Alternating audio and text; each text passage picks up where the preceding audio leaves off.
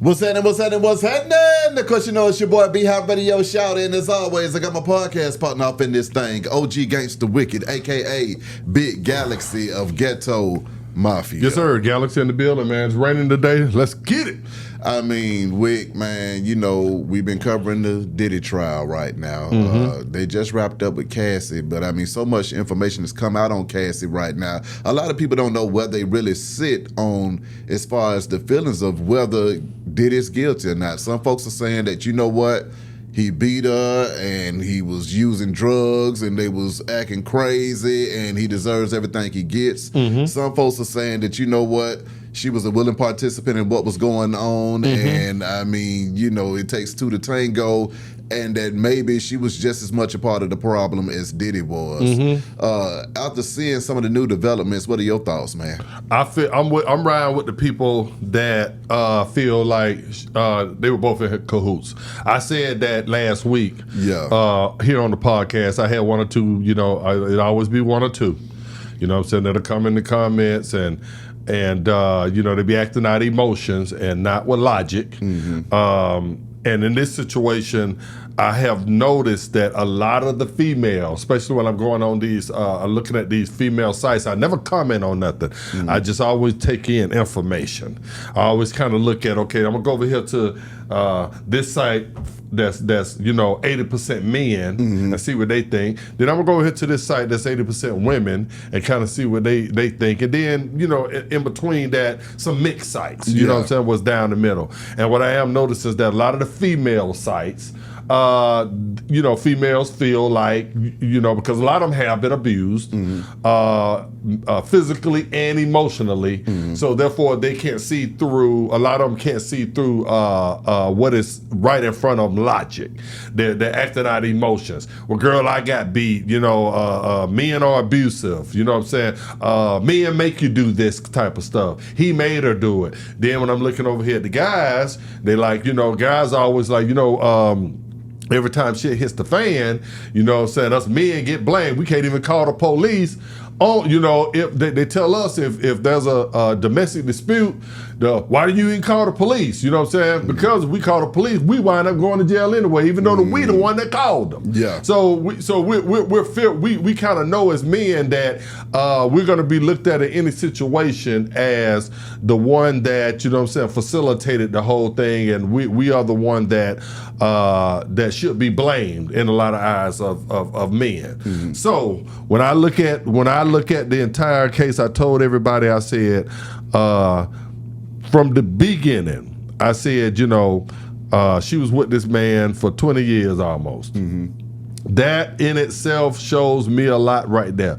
I hear women all the time say, you know, well, if it was a poor woman and here's a guy that has, you know, the house, the car, the you know, the kids, everything, and it's hard for her to get away because financially he has her tied down as well as emotionally, and I get that. You know what I'm saying? It's easy. It's not as, you know, easy just to say I'm going to the store and get some milk as a female when the man's holding all the cards and just never come back. When you got kids there that looking for mommy. But when you were a woman that didn't have any kids at the time, you wasn't broke. You understand what I'm saying? You kind of been dealing with Puff. You might have been, you ain't rich like Puff, but you wasn't broke. You know what I'm saying? You weren't living out of a motel, you know what I mean, with no car. You riding around nice. You spending money at expensive restaurants. You have enough resources to get away. You rubbing shoulders with all the A-listers. You have people that will help you get away from what you're saying now is a monster. So when I hear her saying, oh, well, you know, I was 22 and, you know, I didn't know no better, I call bullshit BS on that right off the rip. You understand? You knew better. So that's what let me know that before she even got there said one thing that I, you know, for me being from the hood and just knowing game, I said, these two were in cahoots together. They were both freaking together. The Bonnie and Clyde syndrome, you know what I'm saying? They sometimes Puffy did stuff by himself that she wasn't there. Puffy might call her, hey, you know, I got some brow, you know, I come freak off. Okay, baby, I'm gonna get out of bed. Sometimes Puffy was, he don't freaked off. He laid back chill. chilling. You know, she called him, nigga, get up. See that? Nigga, get up. See that? I got 5 ass niggas with him. I'm on the way. Your big ass up. You know, because I know how women is. You know what I mean? Yeah. But we got to get up. You know what I mean? And some stuff they did together. It was a partnership. But what happens a lot of times, like I told you, once stuff hits the fan, everybody goes to covering their own ass, especially when there's money involved, when there's fame involved. You know, at the end of all this right here, what does Cassie have to lose by pointing the finger at Puffy with everything? Even if he doesn't get convicted, she's gonna be doing interviews on every single site. You know, getting paid to, you know, to tell her victim story. You understand? I'm an advocate for women now. You know, I've been through the trenches. You know, I'm a martyr. So a lot of times, you know, in these situations, people they're looking past the situation itself and saying, you know what, this man told me that he was gonna put out, you know, 10 albums on me. We done recorded umpteen thousand songs. He didn't come through on what he told me. Then on top of that, you know what I'm saying, I don't got drug all, you know, in all kind of different ways, so I see that he didn't love me as much as he said he did. After that, she reflects on everything. It don't mean that I wasn't a willing participant, but now that I'm reflecting on everything, and I got a guy in my ear probably telling me he didn't love you. You know how we is as men, when we hear a woman bragging on nigga, what you mean he loved you? He pimped you out. You know what I'm saying? I don't want to hear nothing about this nigga in my household. Nigga got there, he loved you so much, got there, why he let nigga piss in your mouth? You understand what I'm saying? So you get that coming in a ear and all that too. So now that starts to, you know what I'm saying, suppress in her mind, because you tell yourself something long enough, you start to believe it. So in her mind, that's when the victim role starts to come in, starts to shift. You understand? When you got all this different stuff coming at you at one time. And then you kind of forget about that you was a willing participant in everything. And you say, you know what? Yeah, I was a victim. Yeah, he did do that to me. You understand what I'm saying? And that's what has happened in this case. And I called it off the rip that this is what it was, what was going down. Another thing that's interesting in the case, where's all the racketeering stuff? The feds went up in this man crib and raided the crib under the pretenses, the first thing they released to us, that there was racketeering going on. That is a organized crime for profit. That was going on. Also, there was sex trafficking, and not just sex trafficking of minors. Where the first two witnesses, all we hearing about is how bad of a boyfriend or whatever Puffy was, how they were swinging, and how gay he is. Which a lot of us knew that anyway. That's the side that happens a lot of times to where we don't trust the system because, it's a shotgun effect. You know, we shoot a lot of stuff on the wall and we'll see what sticks. But really, you know, it's not what we came at you on originally, because we knew that if we just came at you on because we didn't like your lifestyle, that wouldn't swing in the court of law. So now we have to write these statutes up that you did this, you did, they use a drug kingpin. I knew when they was talking about, you know, saying the distribution of drugs and all that, I'm like, why is Puffy a billionaire? Why the fuck is he selling drugs? He ain't Big Meech. They're trying to paint the man out like he in there. Yeah. Give me 5 over here. You know, and I hear, you know, meet a nigga somewhere, you know, behind a tree, you know, kept thumbing through the check. Yeah. That's how they were painting him to be. I knew that was bull. Yeah, he was probably buying drugs to give it away at the parties. Yeah. That's what it was. Ain't no drug distribution. Yeah. You understand what I'm saying? So I'm biased when it comes to both sides. I have mothers and aunties and sisters and good female friends. So I get it. I come from, you know what I'm saying, like I said, Candler Road, where I know where pimping was was relevant back in the day. You know, I have seen it. I've seen some of the biggest pimps fall, so I get it. I know that, you know, that women have been, you know what I'm saying, have put out here on Front Street. But in this situation right here, I don't think that this was that situation. I think that this was a situation of two freaks, two swingers, two people that love the limelight, were a perfect match for each other. And some drugs. drugs. And now that it has hit the fan, everybody's covering their ass. But they can't say everything that really about all the sadistic shit that was really going on at those parties, because they'll criminate themselves both further. You know what I'm saying? But we don't have no interest to go. We can't go all the way down that rabbit hole together. But there was a video servicing that she talking about, Cassie talking about she'll kill a motherfucker if they release the video. There are text messages that have been released where she's talking about she can't wait to get to the freak offs, and she wanna, I'm ready to look. You know what I'm saying? You playing, nigga. You know what I'm saying? And all that just verified everything that I had already knew anyway, because I know women that are savages. Yeah. I'm not gonna say a name in couples, but there's a guy that's very famous to me. And he was a very dear friend of mine. And a lot of people thought that that his old lady turned him out on all the drugs and the swinging and the parties and the kicking it and this and that. But I knew, because I was on the inside watching the whole thing, that it was actually the wife or the old lady that turned him out, not the other way around. And a lot of my, partners in the hood be like, "No, man, he did her wrong." You know what I'm saying? And you probably know what I'm talking about. But these situations, they never look like what they appear from a distance when you're watching it. Yeah. You just have to use common sense. Who is going to be there 20 years plus, wanted the limelight. It didn't happen. I was so in love with him. They tell you everything. They tell on themselves. I was so in love with him. Why'd you stay? Because I love him to death, and we did everything together. Yeah, you just told you did everything together. You're right. Stop right there. You did everything together. So I think that's just what it was behind that. They were in cahoots together.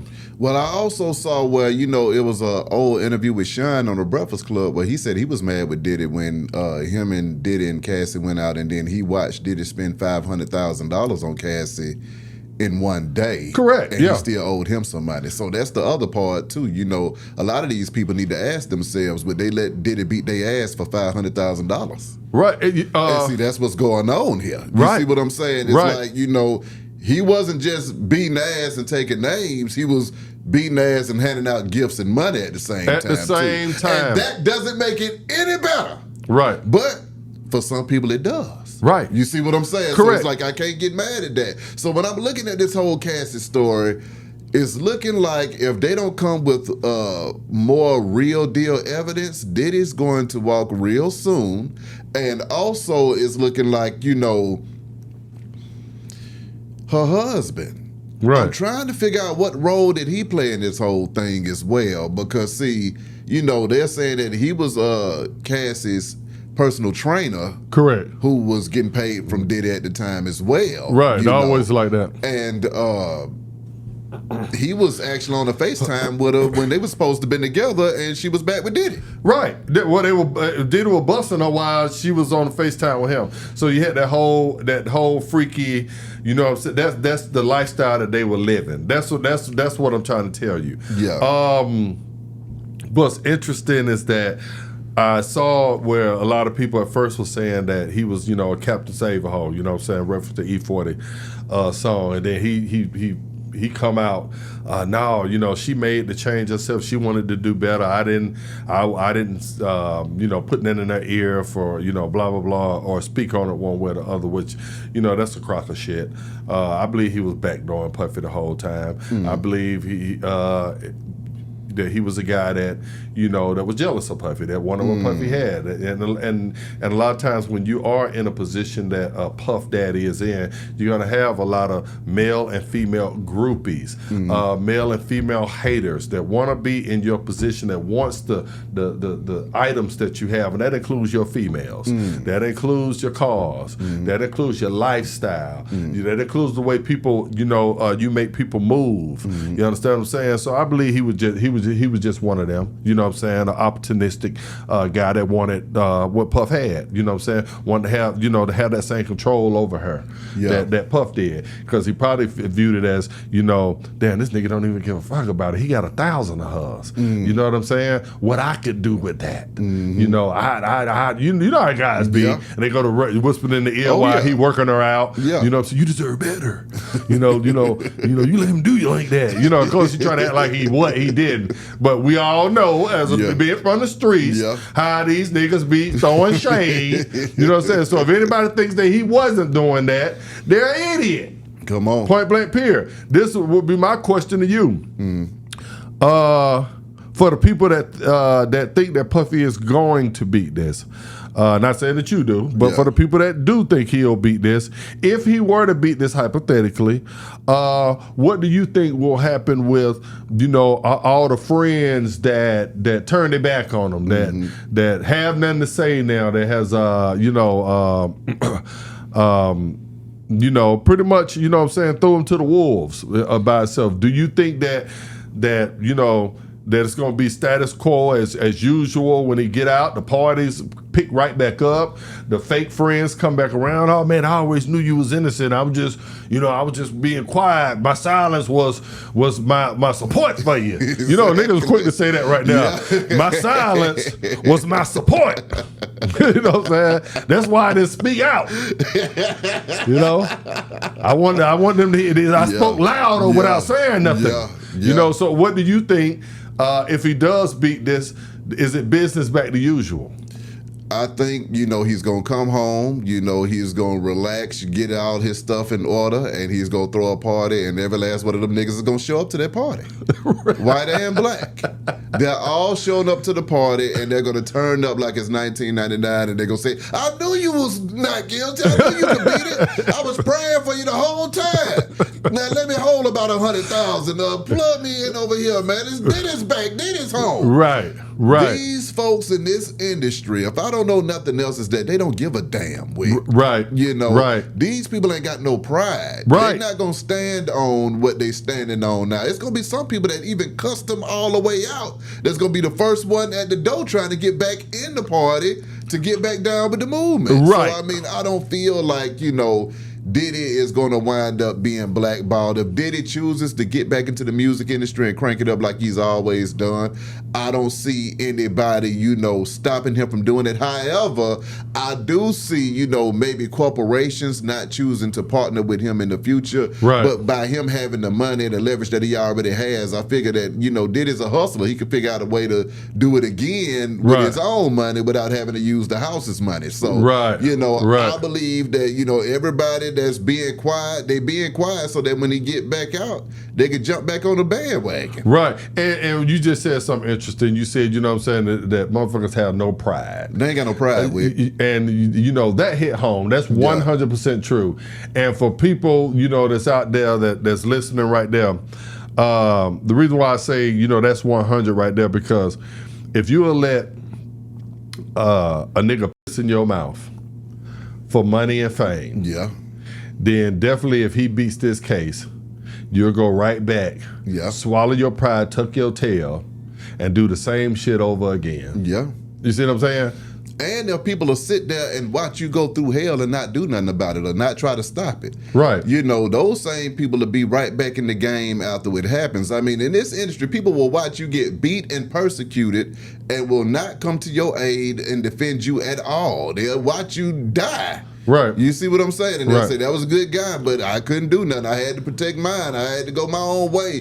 And that's one of the sad, things about the industry, because there are no friends inside of it when it comes to money, fame, and power. Right. When that money comes in, folks change. When that fame comes in, folks change. Right. When the power comes in, folks change. Right. So, you got to be a very solid individual to be able to maintain your integrity within those kinds of circles with this kind of stuff going on, because most people have compromised their integrity a long time ago to get into the circle. Correct. So when you come in there, Mr. Integrity, telling folks what you is and what you ain't gonna do, you quickly get ushered right back out the room and out the door. So therefore, the people that are in the room, that are partaking in it, are birds of a feather, flocking together, acting a damn fool. Right. I'm going through that. I'm going through that right now, believe it or not, in this music industry. I've been going through that for years. I have had people that have come in my comments. Yeah. That ain't never really listened to Ghetto Mafia or my catalog or nothing. Because I wasn't in those circles, in those rooms, didn't, bow down to these motherfucking gatekeepers that got, it was only a few of them, of our black gatekeepers that got the money and got the power, and they signed who they want to a roster of. So I was strictly independent with every single thing I did. And because of that, they go on, well, if you wasn't that big or with this group or with this camp, then you must not have been shit. You understand what I'm saying? Why you speak so highly of yourself? Well, your music must have not been that good. No, it was that I was selling every goddamn CD out the trunk my damn self. Because of these types of circles, my mouth was too big. Like you just said, it was shit that I wasn't gonna do. I come up and fuck the part up. I'm coming in there with 245s on my hip, like, nigga, what you said? What? You understand what I'm saying? So therefore, you right. I got ushered right back out quickly. Not only that, got blackballed around the industry. Now, I'm not saying that every nigga that signed to a major or one of these what you call, you know what I'm saying, independent CEOs were involved in that. Because the thing is, they might not have been personally involved in it, but they had to follow the leader. They had to follow the leader. Exactly. So they had to get in line. Come on. You see what I'm saying? They were good boys. Come on. You know what I mean? So meaning good boy can mean I just looked the other way. I've been knowing kind of that, what's going on. I didn't go to the party and fuck with you, but I kept my mouth shut. You understand what I'm saying? Long as we got my album off, or long as we got this group album off, well, I wasn't with none of that shit. You understand what I'm saying? So therefore, I'm looked at as, oh, well, damn, man, you only went, cracked the top 25 on Billboard. Well, all these artists, they cracked #1, so they must be a lot better than you. Now they had millions and millions of dollars in the machine behind them. That's right. You understand what I'm saying? And that machine is huge. So I was fighting against that machine. You know what I'm saying? I didn't want to clear that up. You know what I mean? So that's why I speak highly of myself, because I'm here without ever having a record deal. Now, anybody got something to say to me, go look that up. Go look that. I'm sitting right here on this show, right here, talking to you right now, and I'm a pillar in this city. Come on. And I never had a record deal. I've never signed one. Hey, man, once again, birds of a feather flock together, because it's the same thing around here. I mean, I'm going to go out here and do my thing independently, and I'm going to just have to maneuver independently. I'm not going to get the same handouts that everybody else gets. And then sometimes, folks might be getting handouts and they'll try to leave me out. And I get that. And a lot of the camps back in the day, I used to hear, it used to piss me off. They'd be like, well, I'm independent, I'm black owned. And what they would mean by being independent, a lot of these labels and stuff would be, they would put the front money up and stuff, but the majors would be behind them. They would have silent deals where, a Priority Records or Universal, the distribution behind it. They will open the doors to those secret cult rooms that I couldn't get in by truly being independent. Not saying I'm independent because I'm fronting out $200K from the street money, but then I got Universal behind me saying, okay, well, that $200,000 ain't gonna get you into this right here. It ain't gonna get you in heavy rotation on MTV and BET and this door right here and these parties. You understand, with all the endorsements and sponsors and congressmen there that can skin you down and all that. See, I couldn't get in those doors. You understand what I'm saying? Because I was truly, truly independent. And because of that, my career has suffered. There are some people think that I'm less than because they said, well, damn, he should have been woo. But, see, I can't allow you to say that because you still have impact. See, that's the difference. So it's like, even though you might feel like it suffered, it still reached the people that it needed to reach. It did. You see what I'm saying? It did. And I'm blessed for that. What happens is, what niggas get their minds fucked up at is, you start to value your contribution based off of what the industry standard is or what the industry is saying, when in actuality, the industry is not the actual population and the people. Gotcha. So somebody could say, yeah, this song was more popular than that song, but then we ain't heard that song in 25 years. Right. Then they could play Straight from the Deck 25 years later, and then it'll go viral and hit for like 100,000 something damn views, 200,000 views, because it's still resonating with people 25 years later versus a song that might have had heavy rotation, that might have had the machine behind it, but it's still not resonating with people 25 years later. So what happens is the people and the fans and the streets, they recognize your contribution and they respect it, but it's hard to get that same respect from the industry when they know that you got that kind of respect out the mud for real. So it's similar to myself. It's like, I know if I'm reaching millions of people every month that know I'm making the impact. If I put my numbers up against any major situation, my numbers is the same, if not more, sometimes 3 times bigger than that. However, if the industry people are not coming together and saying, well, you know what? Every black man in America is watching Beehive TV. We need to make that the #1 urban podcast. Then if I don't get the NAACP to recognize that, even though everybody in there is watching it together, they watching it right now. If I don't get the podcast awards to recognize it because I'm not in those circles, or I don't have the same PR company that everybody else has. I'm not getting the same machine to vouch for what it is that I'm doing because I'm truly independent. Then it might seem to a regular consumer that I'm not doing as much. However, I am familiar with my analytics and I know what my reach is. So it's like I won't allow that to enter my psyche as the truth when I know, no, I got the analytics to prove what the truth is. But hey, you shut me up right there. No, that's real because I would always, you know, on two albums I had, I noted that we pressed over 500,000, and that's not a CD or a tape out.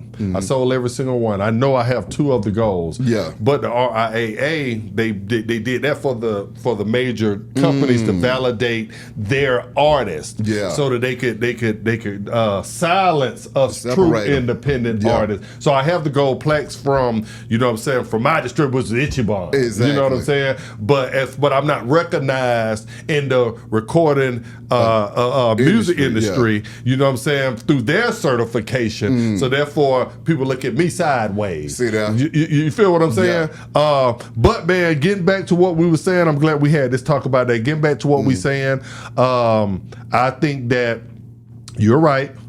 That the powers that be, the industry motherfuckers, they will swallow their pride, and they will be right back in Diddy face like ain't nothing ever changed, and making excuses for why they didn't back him up. Jay already said that's my guy. I ain't saying that Jay and Beyonce did anything. I choose not to believe that. But I do know Jay said he didn't know him. 50 said he didn't know who the hell he was. 50 Cent crazy as hell. I fuck with 50, man. I mean, I don't have my things with 50. But 50 put a little thing out. 50 showed 1,151 pictures of them together. You know what I'm saying? Drinking champagne, toasting, playing golf, nigga, all kind of shit. And 50 said, okay, well, I guess y'all don't know each other, but that was just an example of how, you know, like you said, how people will turn their back on you. Puffy has had people that don't turn their back on him, and like you said, these same people will be back if he beats this case. But then also that brings me to another turn in the conversation, though, Wick, is the reality versus the fiction of the music industry. So it's like it's so much fiction going on that people assume it's the reality of it all. So, you know, Jay-Z and Diddy might have went to all of the same parties, was in the same rooms, but never kicked it outside of the party or outside of the room. But the photo ops made it look like they was the bestest of buddies, but then he was thinking, you know what, I never really talked to him outside of that photo op. Correct, and that happens. Or with the money. Somebody might say, hey man, I just made $1 billion over here. And then somebody like, nah, I ain't made no doggone $1 billion, but I'm gonna let the press release say I made $1 billion and keep it moving. But then it makes them feel or make them look like they worth $1 billion when that might not necessarily be the case. So I'm looking at a lot of this stuff. What I pride myself on and what I love about what we do is that we speak for what I call the silent majority. So it's like you can have your industry opinion and say what the hell you want to say inside the industry, but the silent majority is the man and woman outside of a platform that makes up the full population. Correct. So you might have 10 people inside of an industry thinking that they're going to be able to make the decisions for the people outside of the industry. Right. However, we work outside of the industry directly with the population, and we're able to keep a hand on the narrative to make sure that it don't get out of hand. Correct. I'm gonna just sit it right there. Hey, I have nothing else to rebuttal. Y'all hit the comments. Let us know how you feel about this whole situation. More content on the way. Be High Radio, shout it. Big Galaxy. Holla at y'all in a minute, man.